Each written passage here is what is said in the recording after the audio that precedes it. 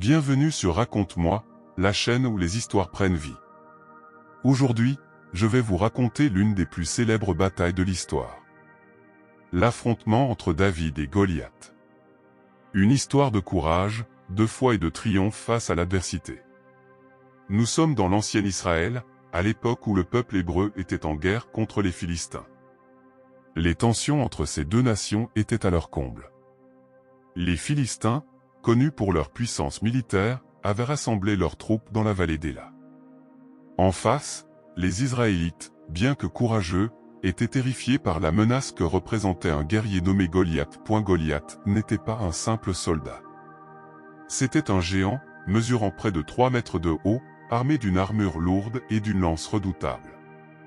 Chaque jour, il sortait de son campement et lançait un défi aux Israélites, les provoquant avec des moqueries. Il disait : « Choisissez un homme parmi vous pour venir se battre contre moi. Si je le bats, vous serez nos esclaves. Mais si c'est lui qui me bat, nous serons vos serviteurs. » Les soldats israélites, terrifiés par sa taille et sa force, restaient silencieux, incapables de relever le défi. Mais un jour, un jeune berger nommé David arrive sur le champ de bataille. Il n'est qu'un adolescent, le plus jeune de ses frères, mais il est déterminé à défendre son peuple. David, en visitant ses frères qui faisaient partie de l'armée, entend les provocations de Goliath. Son cœur s'embrase d'indignation. Il ne peut pas laisser ce géant ridiculiser son peuple et défier l'Éternel. David se présente devant le roi Saül et lui dit avec assurance : « Je vais me battre contre ce Philistin. » Saül, d'abord sceptique, lui répond : « Tu es un enfant, et Goliath est un guerrier depuis sa jeunesse. » Mais David, avec une foi inébranlable, raconte au roi comment il a combattu un lion et un ours pour protéger ses moutons. Il sait qu'avec l'aide de Dieu, il peut vaincre Goliath. Finalement, Saül accepte et lui donne son armure, mais David refuse.